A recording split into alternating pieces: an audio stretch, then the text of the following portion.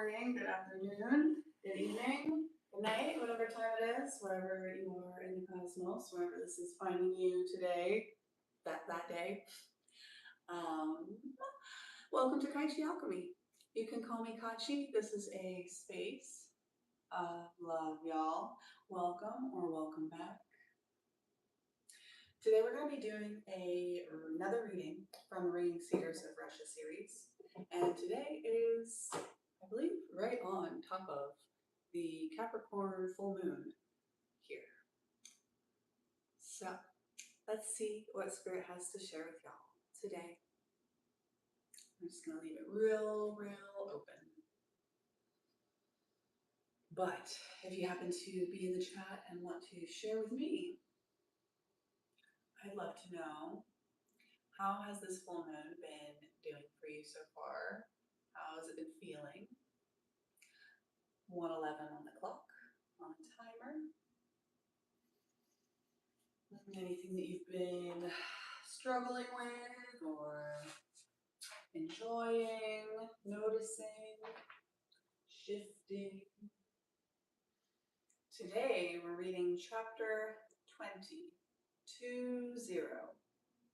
I believe in the tarot deck, is that the wheel? The world? If you remember, let me know down below. I won't be keeping up with the chat while I'm reading, but you know, I will get to it eventually. And this particular chapter is called The Reading Cedars of Russia. This is going to be a slightly longer chapter, so feel free to grab your tea, your coffee, your knitting project, whatever, get cozy. 2:02 on the timer. Okay.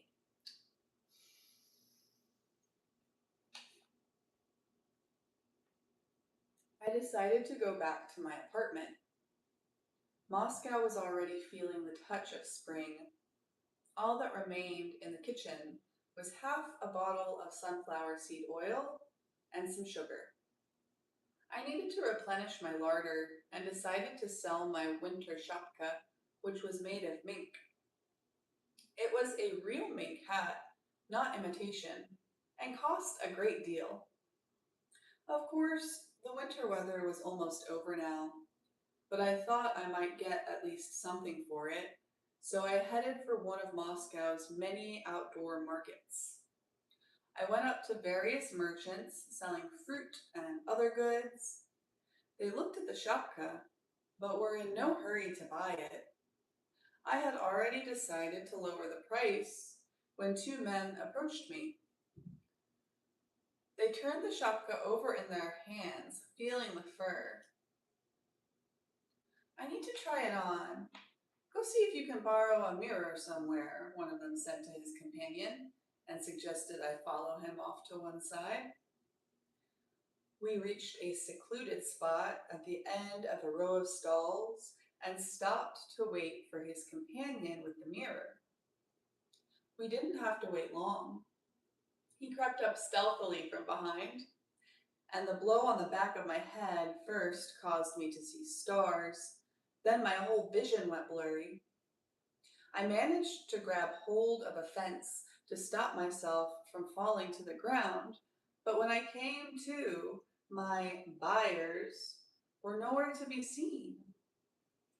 The shapka, too, was gone. Only a couple of women were there, making sympathetic oohs and ahs. Are you okay? Awful bastards, those. Here's a crate. You can sit down for a bit. I stayed standing against the fence for a while longer and then slowly made my way out of the market area. A spring drizzle was falling. I was about to cross a street and stopped on the curb to look both ways. There was a painful ringing in my head. I wasn't watching, and a passing car sprayed me with water from a puddle, thoroughly wetting my trousers and windbreaker flaps. I was trying to figure out what to do next when a truck whizzed by, covering me with more spray from the same puddle, and this time the spray flew right into my face. I stepped back from the curb and took refuge from the rain under the awning of one of the commercial kiosks and tried to think my next plan of action. There was no way, I realized, I could get into a metro station looking like this. It was 3 stops to my apartment. Sure, I could walk it, but the way I looked, I still might get picked up by the police, thinking I was a drunk or a tramp or just a suspicious person. Then you stand there, trying to explain and justify yourself while they investigate your case. What could I tell them anyway? Who am I now? And then I saw this man. He was shuffling slowly along the sidewalk, carrying 2 cases of empty bottles. He looked like one of those tramps or boozers who often circulate among kiosks that sell spirits on tap. Our eyes met. He stopped, put down his cases on the sidewalk, and struck up a conversation with me. What are you standing there looking at? This is my territory. On your way, he said quietly, though not without an air of authority. Not wanting to argue with him or cross him, indeed, not having the strength to do so, I replied, I don't need your territory. I'll just gather myself together and leave. But he continued, and where will you go? None of your business where I'm going. I'll just leave, that's it. And will you make it? I'll make it if I'm not interfered with. Leave me alone. The way you look, you won't either stand very long or walk very far.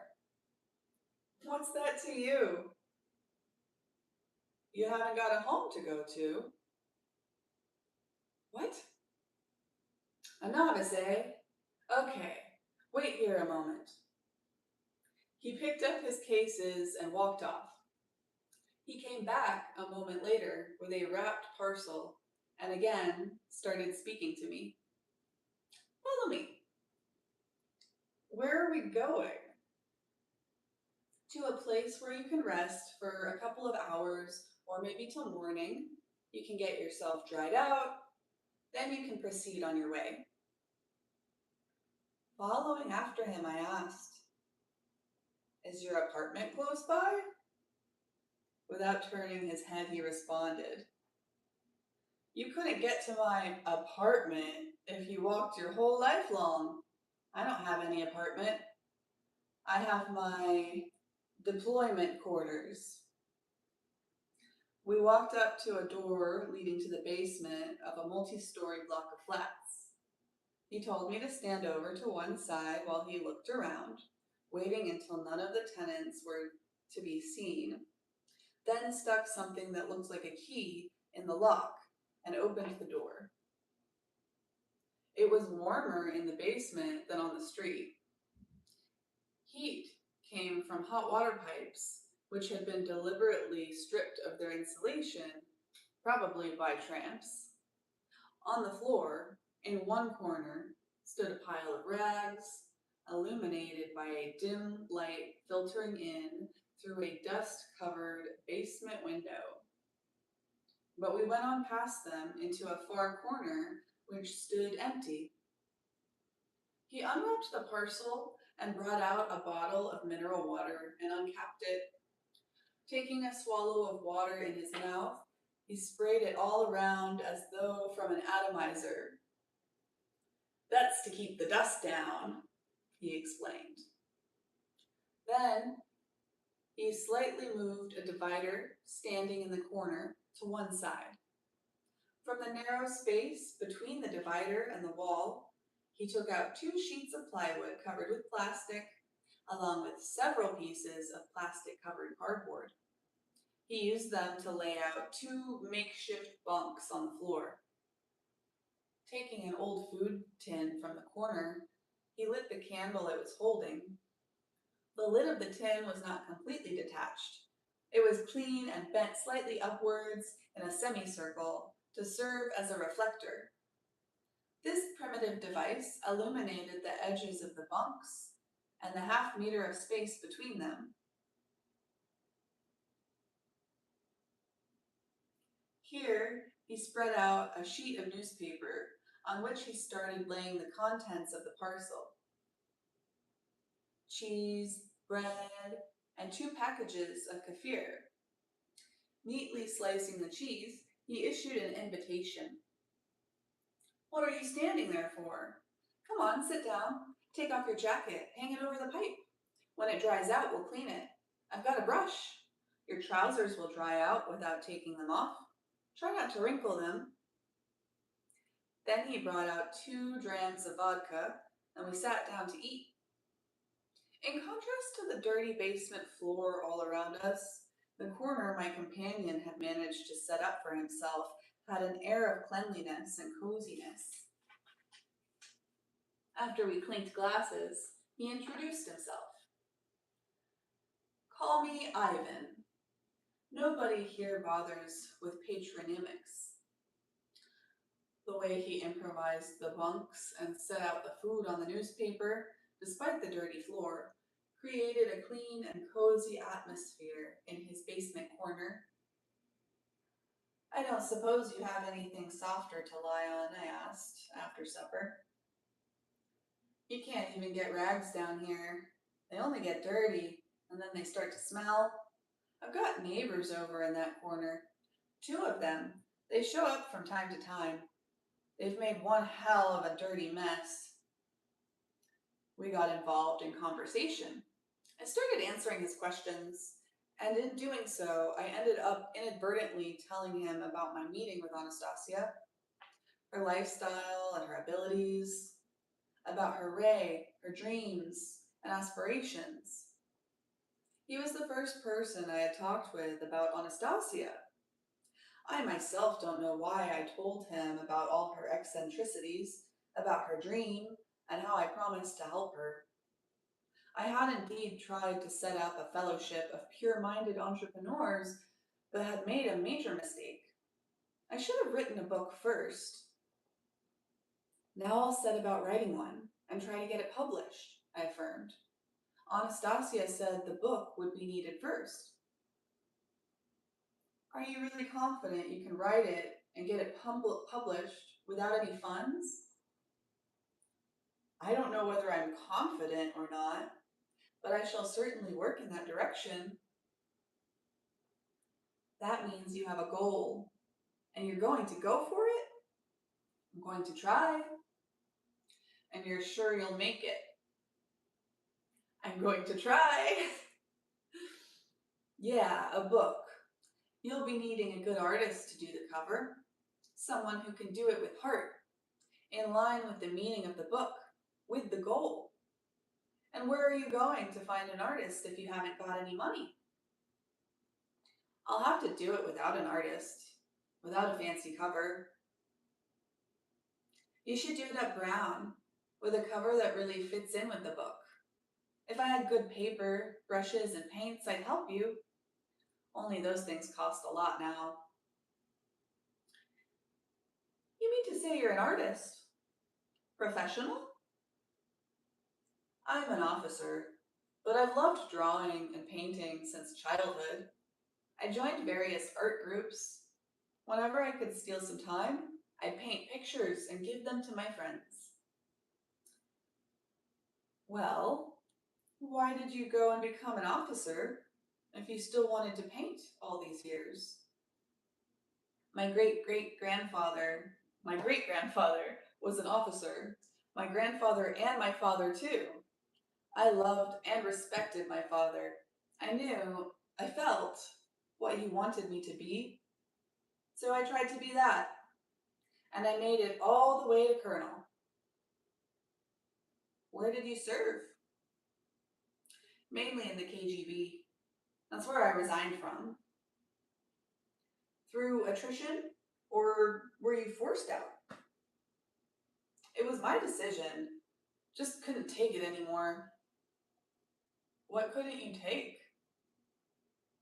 You know the popular song, Oh, officers, officers, your heart is under fire. They tried to end your life? They made an attempt on your life? Did they shoot at you? Maybe to settle some kind of score? Officers often get shot at. It's an age-old story. Officers meeting up with bullets, going to the defense of those behind them, going along, not suspecting their own hearts were under fire, not suspecting the fatal shot to come from behind. An accurate shot, an exploding bullet, and straight to the heart. How so? Remember the pre-perestroika times, the celebrations, 1st of May, 7th of November, huge columns of people crying, "Hurrah! Glory to! Long live!" Me and the other officers, not just those from the KGB, were proud of the fact that we were the defenders of our people. We were protecting them. For most officers, this was their whole reason for living. Then came perestroika and glasnost. Other shouts began to be heard, and it turned out that we, the KGB officers, were bastards, executioners. We were defending the wrong people and the wrong things. The one that earlier marched in Soviet columns under red banners had gone over to march in other columns under different banners, and we got left to take the blame. I had a wife, 9 years younger than me, a real beauty. I loved her, still do. She was so proud of me. We have a son, an only child. He came along rather late, how shall I say it? Now he's 17. In the beginning, he too was proud of me. He respected me. Then, after this whole business started, my wife became very quiet. She wouldn't look me in the eye. She began to be ashamed of me. I handed in my resignation and took a job as a security guard at a commercial bank. I hid my KGB uniform where nobody would find it, but there were unasked questions still hanging in the air over my wife and son. You can't answer questions which haven't been asked. They saw the answers in the papers and on TV screens. Turned out we officers were involved in nothing but our dachas. And of course, oppression. But I interjected, they showed on TV some pretty fancy dachas in the military, of the military elite.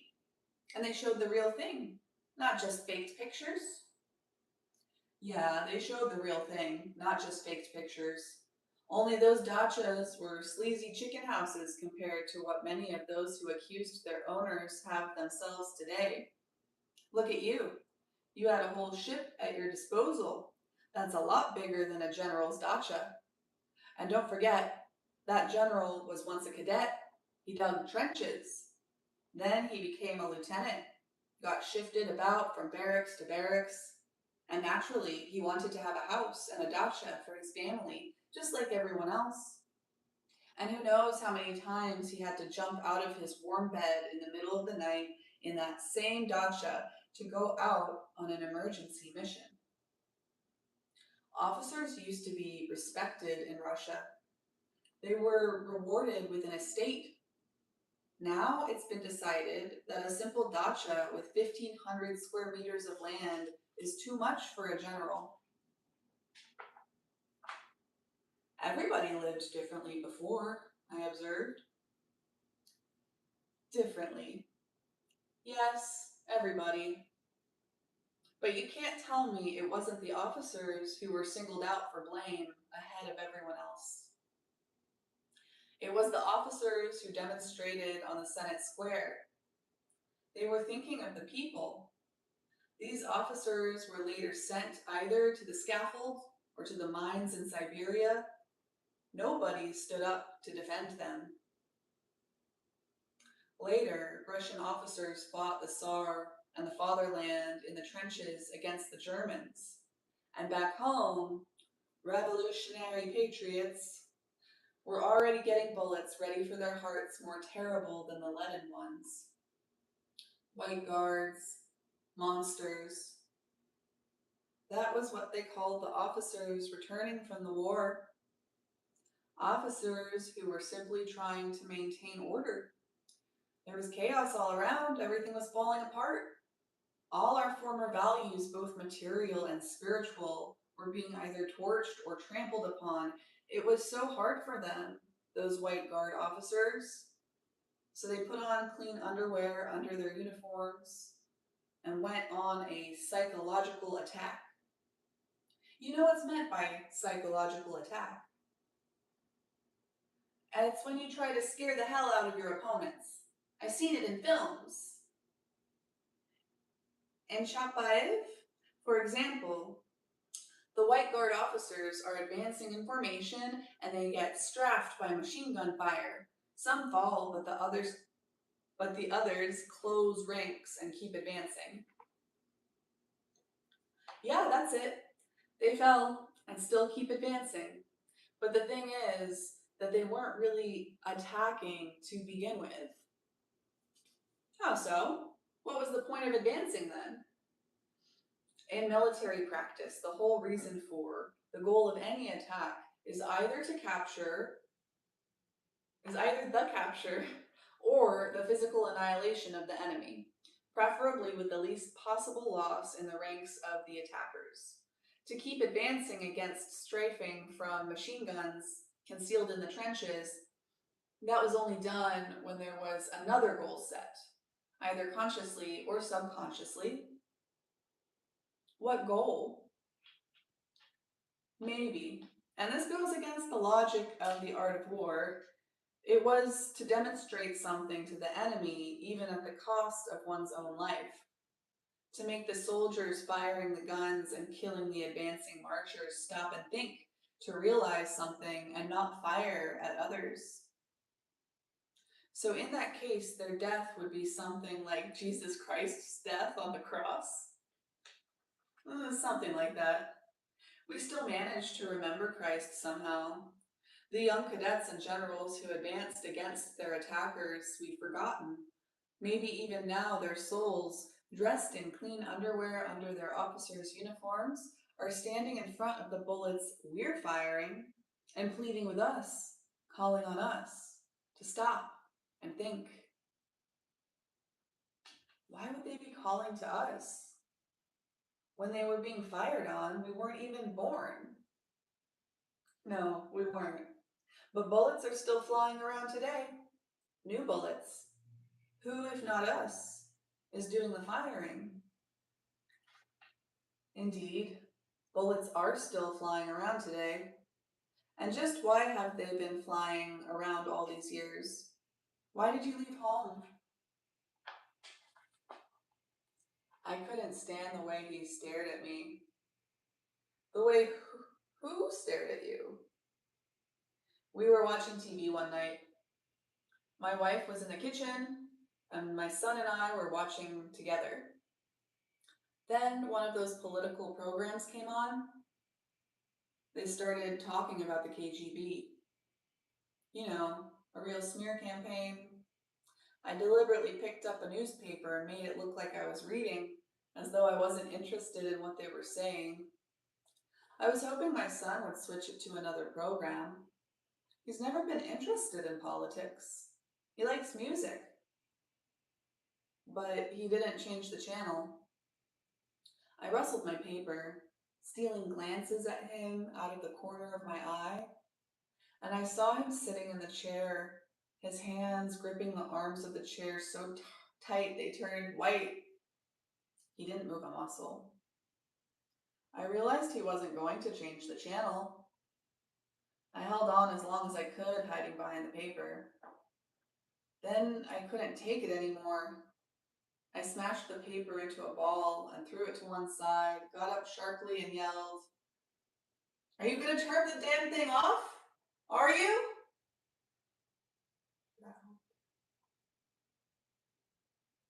My son also got up, but he didn't go over to the TV. He stood opposite me, stared me in the eye, and said nothing. The TV program was still going, but my son just kept on staring at me. Later that night, I wrote them a note.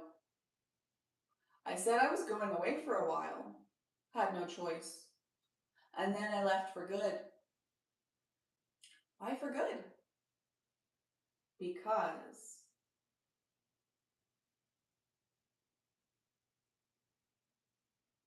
for a long time, neither of us uttered a word. I tried to make myself a bit more comfortable on the bunk so I could drift off. But then the colonel started talking again.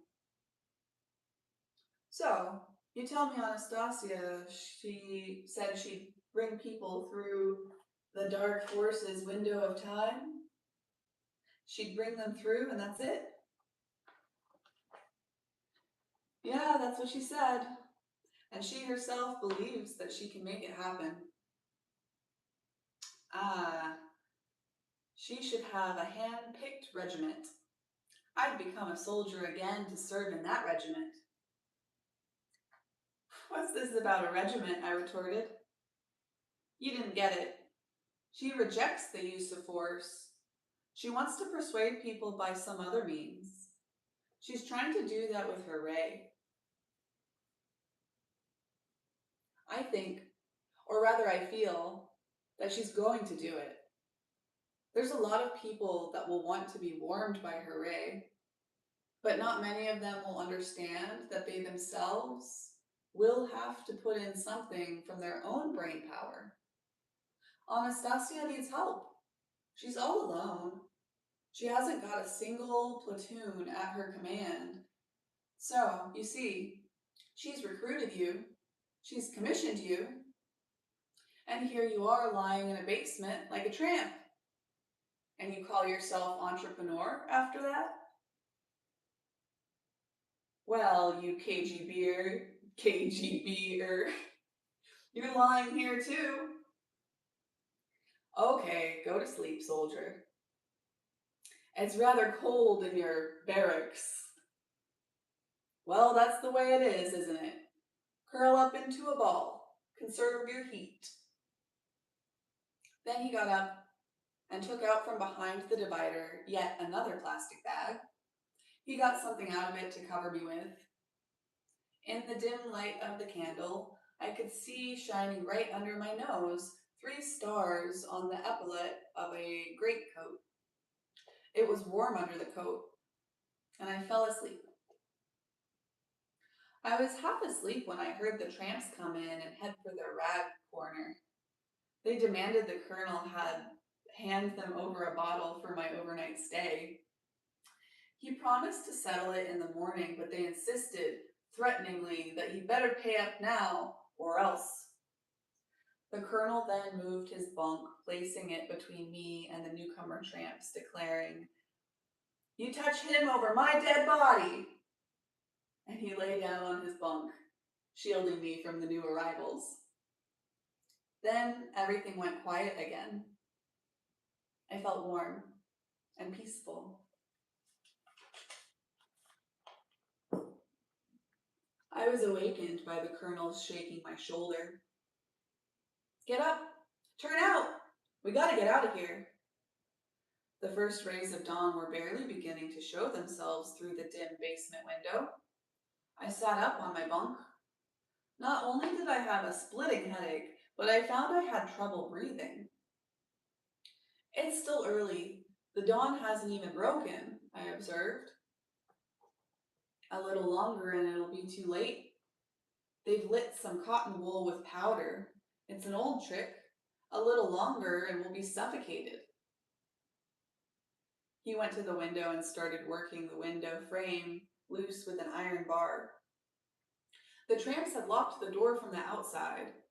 Taking out the frame, he broke the glass and crawled through the aperture. The basement window opened into a concrete well covered with a grating. The colonel began fiddling with the grating, trying to dislodge it, but somehow it wasn't working. I stayed leaning against a wall. My head was spinning. The colonel stuck his head back through the window opening and ordered, "Squat down. Less smoke near the floor. Try not to move. Breathe in less air." He forced the grating out with his shoulders. He moved it off and helped me to clamber out. We sat on the cement curb outside the basement window, silently filling our lungs with the pre-dawn air of an awakening city. The spinning in my head gradually decreased. The air started feeling cold. Each of us sat there, thinking his own thoughts. Then I said, "Your neighbors aren't very friendly. They're the ones in charge here." Everyone's in charge of himself. They got their own business. They bring in a new homeless person and make him pay for staying overnight. If he refuses to pay, they slip something into his drink or suffocate him in his sleep, like they tried to do to us. And then they take whatever they like from him, if he's got anything worth taking, that is. And you're telling me that you, a KG beer, are indifferent to it all? You could earn yourself some pretty points by giving chaps like that the once over. Or were you just a pencil pusher, sitting in an office all day? Maybe you didn't know how to work the street. I worked in an office, and I worked outside the office. I knew what to do. But to know the moves, that's not the same as applying them. A criminal, an enemy, that's one thing. But here we're dealing with human beings. I might calculate wrong, use too much deadly force. You call those human beings? While you're rationalizing away, they're out there robbing people blind. They're even ready to commit murder. Yeah, they're ready to commit murder, but you won't stop them by physical means. You sit there philosophizing, but we almost died. We barely managed to escape. Others might not be so lucky. Yeah, others might not be so lucky. There, you see? Then how come you're philosophizing and not acting? I can't use violence on people. You see what I mean? I could calculate wrong. You may as well get going to your own deployment quarters. It's dawn already. I got up, shook his hand, and left. I had gone but a few steps when he called after me. "Wait! Come back here a moment." I approached the homeless colonel sitting on the concrete curb. He was just sitting there, his head lowered, not saying a word.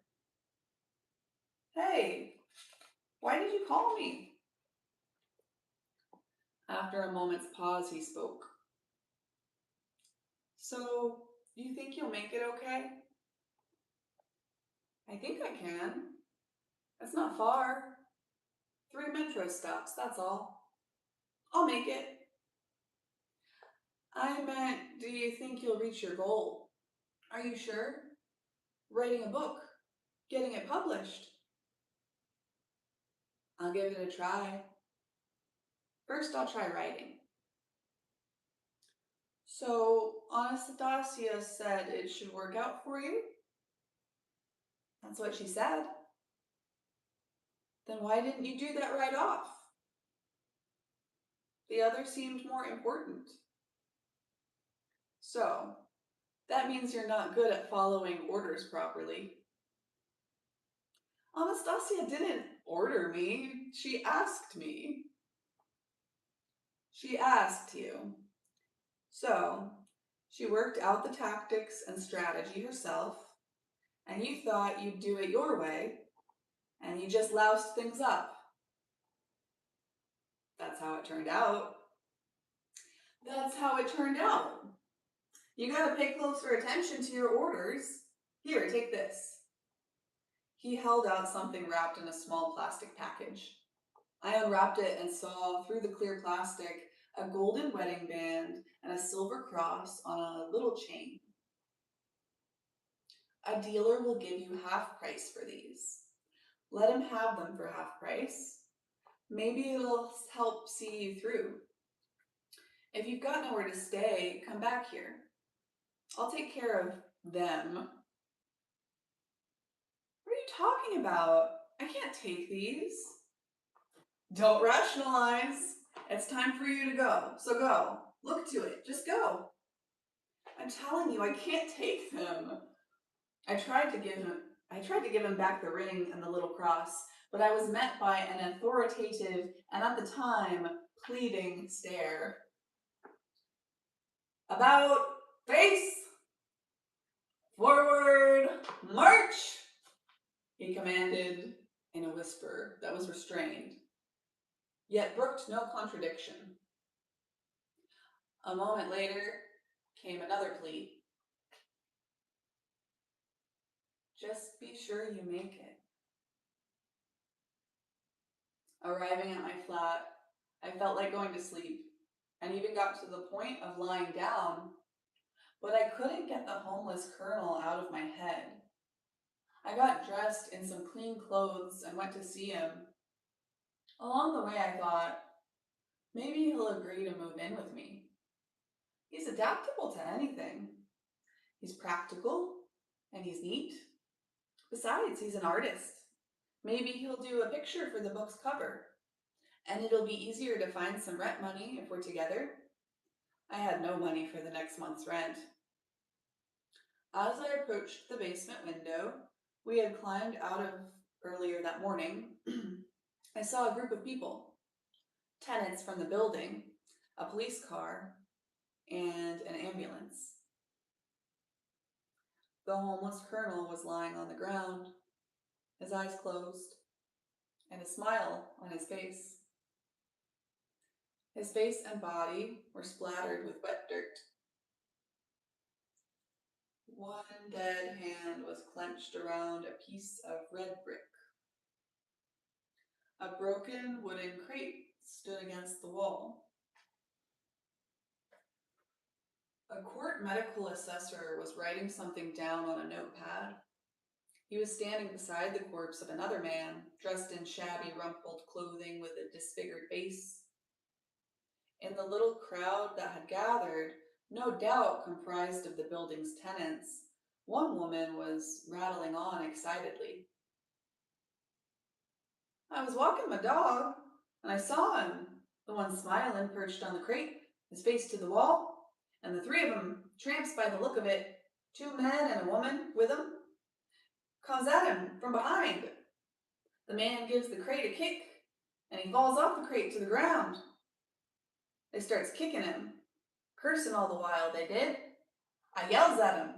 They stop kicking him. Old Smiley here, he gets up. See? He has a pretty hard time getting up too.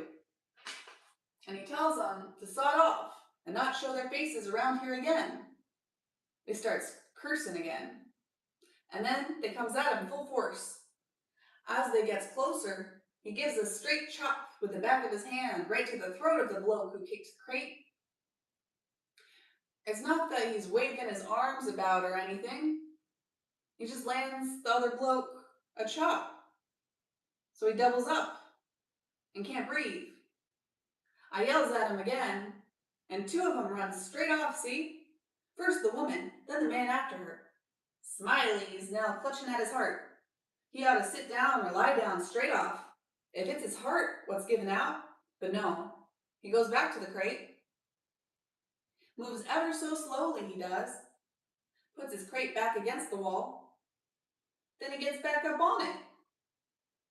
I can see he's in a really bad way. He starts falling, and he slides down, still drawing on the wall with that red brick of his, and keeps on drawing, till he lands himself on the ground. And he's lying there face up, right against the wall. I runs over, looks, and he ain't breathing. Not breathing, but he's smiling. Why did he climb up on the crate? I asked the woman. Yeah, why did he climb up if his heart was given out? Echoed a voice from the crowd.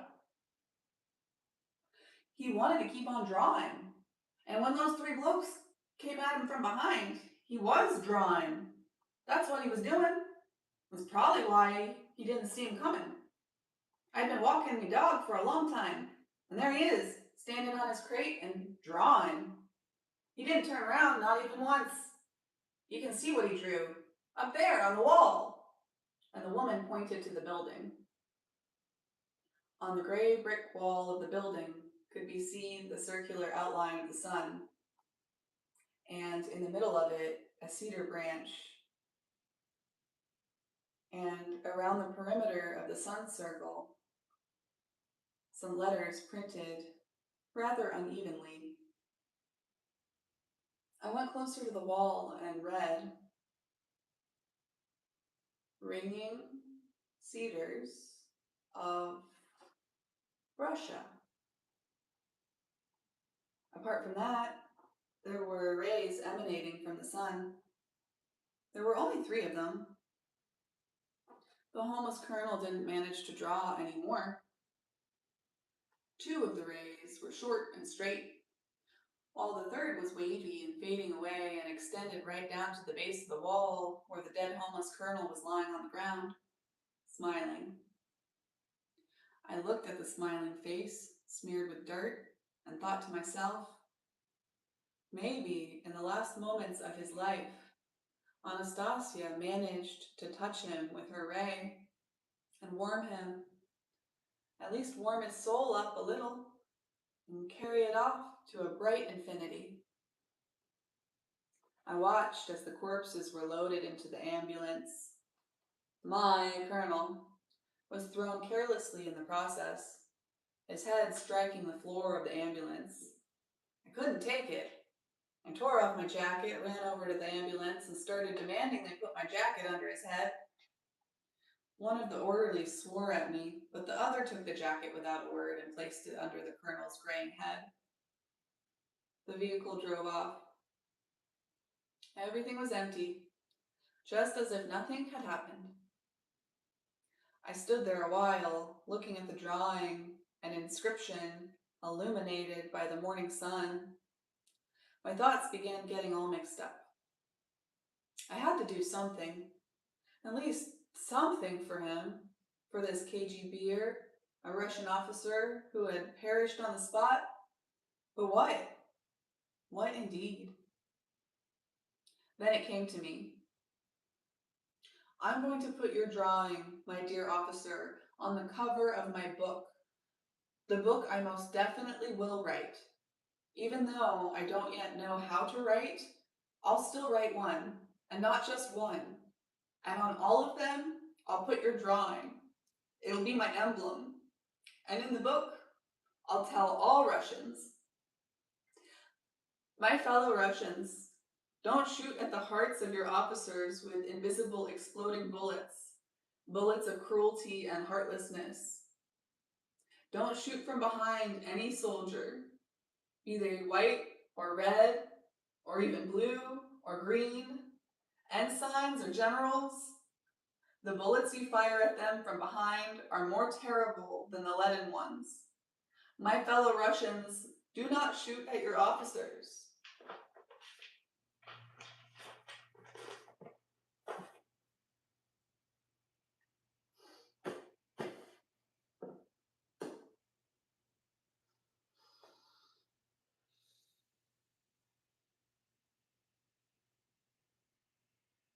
I feel like there are so many themes in this chapter that I would love to get into forever.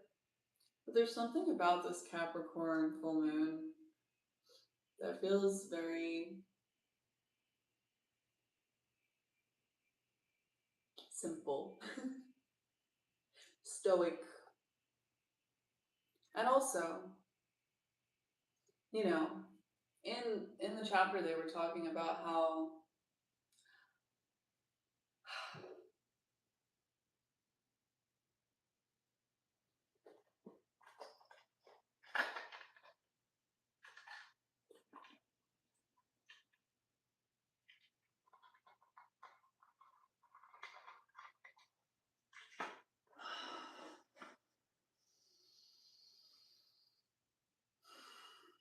They were talking about how Anastasia needs help.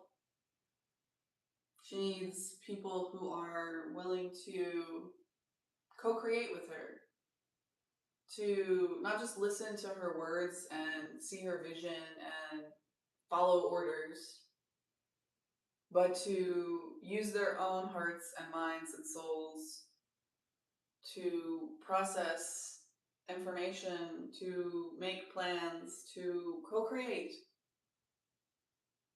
And so in that vein, in that energy today, I'm going to encourage you to reflect upon what we've read here today and how that connects and how what 4808 on the clock, how that connects, what it means for you personally, what this Capricorn full moon is all about.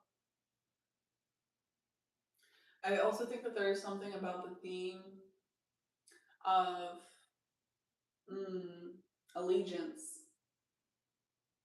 of blind allegiance, of how we should not be judging and attacking and committing violence against those that we disagree with, against those that we believe are taking actions in the world that we believe to be evil or wrong or bad or harmful. Because the vast majority of people are not just sadistic psychopaths. The vast majority of people are following orders because they want to be good people and they want to do the right thing. And in order to shift and change and grow and acknowledge our mistakes and really truly move forward, we have to have patience and we have to have grace, like a radical kind of patience and a radical kind of grace for the people who get wrapped up in movements when they have good intentions. But when you give your allegiance away, when you give your power away to some type of egregore, to some type of identity group, to some type of mission,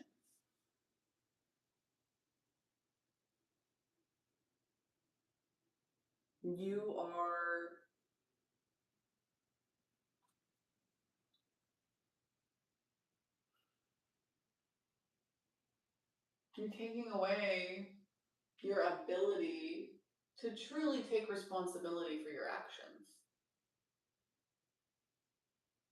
And so in general, I would say it's not great for anybody to ever give their power away to an identity group,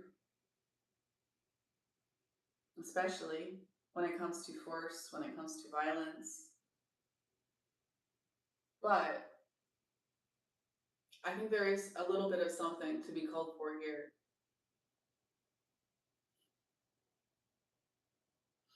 Capricorn's all about entrenched systems, but it's also about family and roots, ancestry.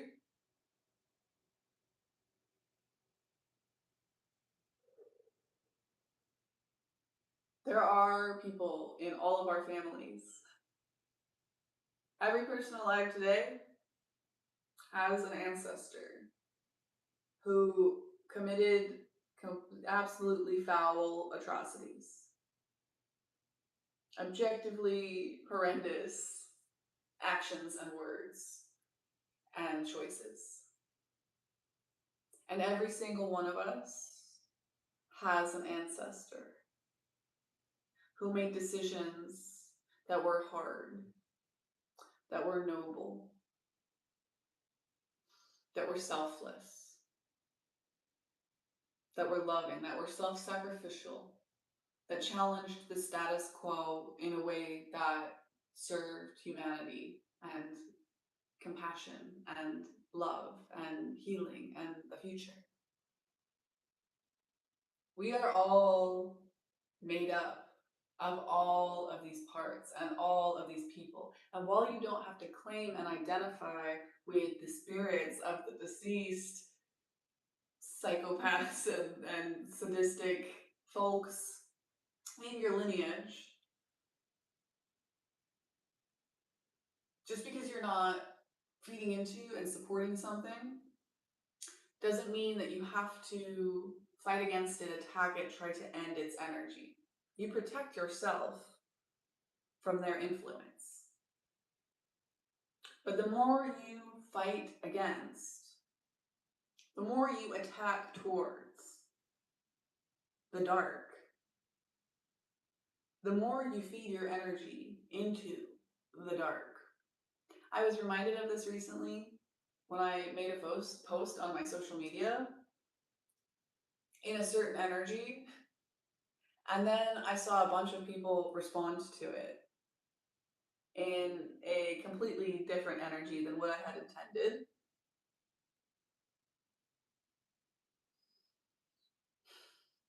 Which normally would be fine. It's like you just have a different perspective than me.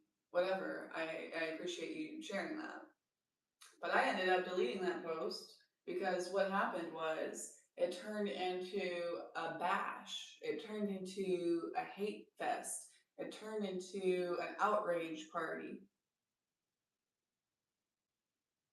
And they want your outrage. No matter what side of whatever thing you're on, whatever part of the world you're in, whatever's going on in your life, the forces of darkness, they live off of. They live for your outrage. It feeds them. It drives them. It keeps them going. It keeps them alive. It keeps them feeling important. It keeps them feeling powerful. It keeps them feeling relevant. And not only that, but it feeds actual mental, spiritual, emotional energy into the things that you do not want, that you do not approve of, that you do not like. I am all for doing your research and going out and voting and participating in your local government in whatever way. But that does not have to have any kind of violence, any kind of attack, any kind of emotion to it. It is simply you stating your opinion and taking the actions that you are empowered to take on whatever level you can, in whatever area you're in, accepting the reality for what it is, and then taking all of your energy, all of your focus, all of your attention towards what you're building, towards what you're creating. You don't have to knock them down. You don't have to destroy the darkness to create your vision. It will slow you down to try. You need to have radical responsibility. You need to have radical self-control. You need to make the choice to truly take control of the only thing you can control, which is your own mind, and choose to put all of your time, energy, and attention into what you are creating, and remembering to have faith and to understand that there is nothing that you can do. Like, you are not the arbiter of justice. You are not capable of making those decisions about violence. You can miscalculate. It's not worth it. Most of the time. We're all about paradox here. But in general, as much as you can, rescind all of this pouring of your energy into outrage. 54:54 on the clock. What is that, 9:09? Yeah, go inwards. Go inwards until you can speak, act, shine from within, from a place that is aligned with your vision, where you feel it, where you know it, where that vision is so strong in your heart, in your mind, in your body, in your soul. You carry it with you everywhere you go, and that is the light in the darkness. And you take that light into the darkness. You don't try to eliminate the darkness, because you are light. The closer you get to the darkness, the less, like, it disappears. You can't actually touch it. The only way you can actually touch darkness is by becoming darkness yourself. So if you're intending to take action, to put your view out into the world, to enact change in this way, what you're actually doing is turning yourself into the very thing that you originally despised, and you probably won't see it. Which is even more horrifying, to have people moving in full confidence in the authority of whatever identity group that they have aligned with, whatever belief system they have aligned with, and they feel fully justified in doing whatever, in forcing things, in harming people for the greater good.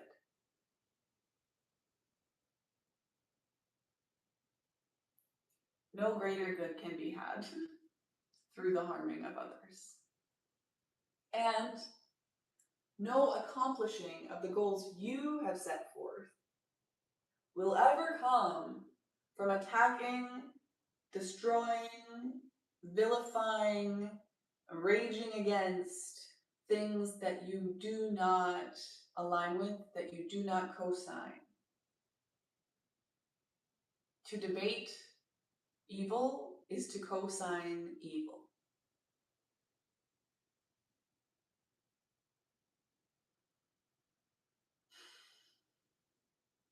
And the people who have gotten wrapped up into the pride of these identity groups, of this holy war energy, of this righteous cause energy,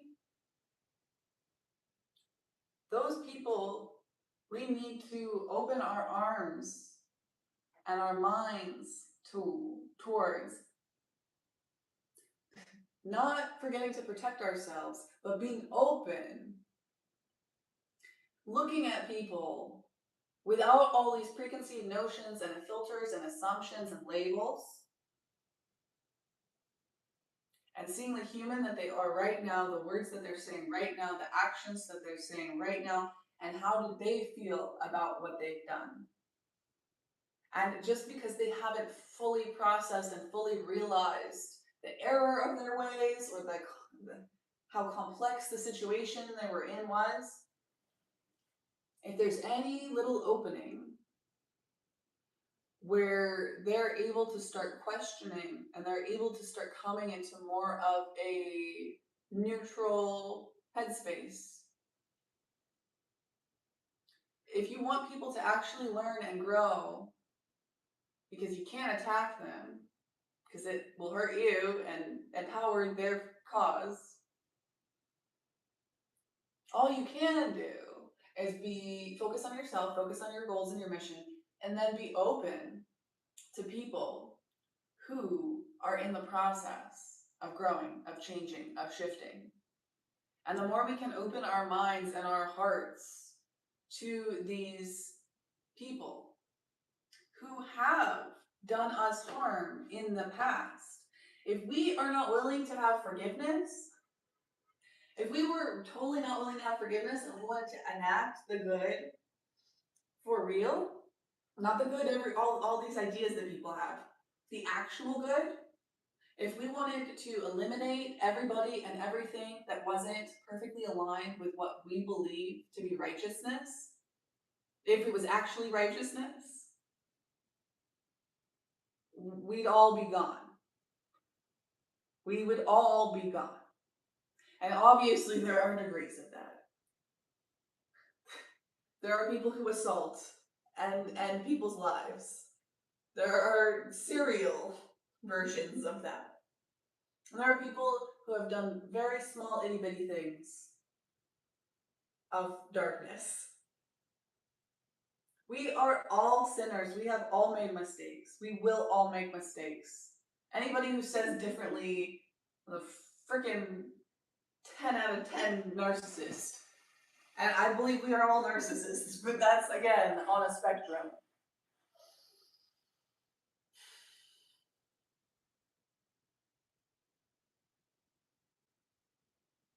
Forgiveness is required. Forgiveness is the way.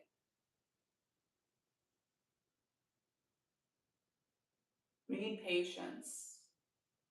We need radical acceptance. We need radical honesty. And we need to be open to our neighbors.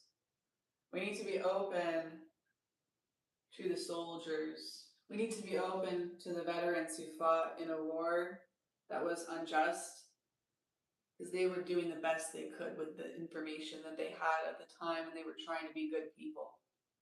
If we don't come together, if we don't bring all of our neighbors together in that forgiveness, in that redemption energy, then we will never have the force and the power necessary from our collective rays, from our collective visions, from our collective intentions to actually create something new. And at the end of the day, that's what everybody is trying to do, is create something new. But you cannot create something new by taking away, taking out, destroying old things, and then lifting up new things, or old things.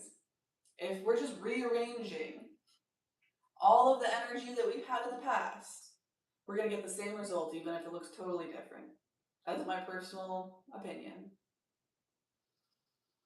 And again, I do not seek to enact that vision, that belief system, that by ending everybody who disagrees with me. Because I am a human being with a limited perspective who is fallible, just like you, just like the head of every church and every institution, every state, every movement. If we idolize or vilify any group, any identity, any mission, if we project this crazy, sadistic, inhuman intention and energy onto people, and I'm not saying it doesn't exist, people have broken. There are broken people that are not human anymore. There are people who are fully possessed. I understand that. But they are not the majority. And we treat the majority of people moving in the wrong as villains, as evil, when they are our greatest potential resource, our greatest allies. We can love each other, and we can forgive each other, and we can work together. And I believe that's the only way forward. So I'm going to do everything I can to help spread that understanding and that vision, to work together on this mission. But I absolutely refuse to feed the outrage machine to that degree. But again, use your own brain, your own heart, your own mind, your own soul, and help us to sift through these tough questions, to help us find new solutions, to help us find new perspectives. Because dang, do we need it right now. Yes, Capricorn is about roots, ancestry, history. Yes, it's about entrenched systems. Capricorn's also, in the tarot, it's the Devil card.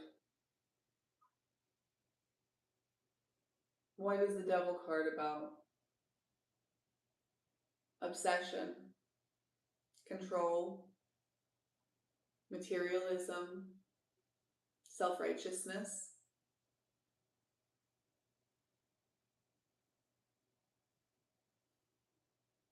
And there can be some positive ways of applying that type of energy. But for the most part, we need to take the obsession away from fighting and batting down the evil.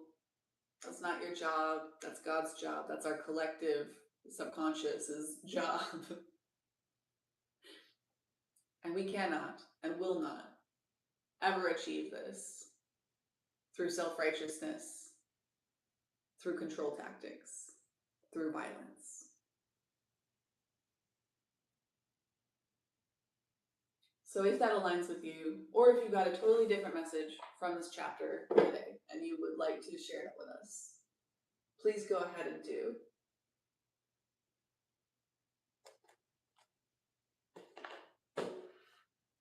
And if any of y'all are inspired,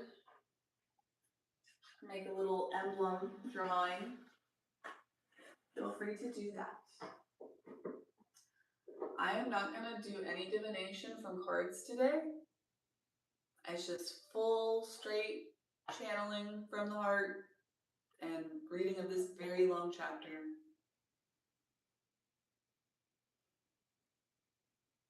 There is big veterans energy coming in here.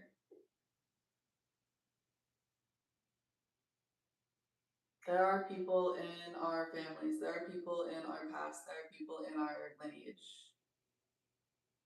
who have committed atrocities. There's so much war in our history as humans. And we need to reconcile with those. It's not the same as approving of their behavior. It's not the same as supporting and lifting it up. It's not saying that what they have done is okay. It's not holding yourself back from protecting yourself from those influences of your darker, more selfish, reactive ancestors lacking the energy of forgiveness. But they exist. They're a part of you. Even if you protect yourself from them, they're a type of shadow. And they're a type of shadow that we all hold in common. And I think if we can remember that, we can have more compassion for each other and for our processes, for our timelines. It's so hard to have patience right now when you feel like the world's ending and exploding. I understand. But again, this is a moment to encourage you to stop doing that. The world is only ending and exploding if you believe that. Yes, crazy stuff is going on, but we need you and the power of your imagination and of your ray and of your intention and of your co-creative actions in the positive, in the real world, with your neighbors, creating solutions. Don't let the outrage machine win. Don't let the drama machine win. Don't let them use you. Don't become part of this algorithm, not even online, this like spiritual, energetic algorithm of the forces of darkness, of the demonic possession.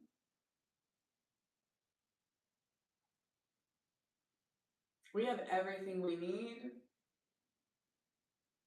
but it's up to us to choose, to use our power, to acknowledge our power, to embody our power, and to not give away our power. And I guess at the end of the day, Capricorn is kind of about that. Power and control. And control is not power. Control is weakness. And sometimes people conflate those two things. But power is power. Control is the egregore. Control is the identity group. Power is the human being. Power is the heart and the mind and the soul. Power is you. You have the power. Thank you so much for being here today. I love you so much, and I will see you next time. Love, light, peace, and personal responsibility. Abu.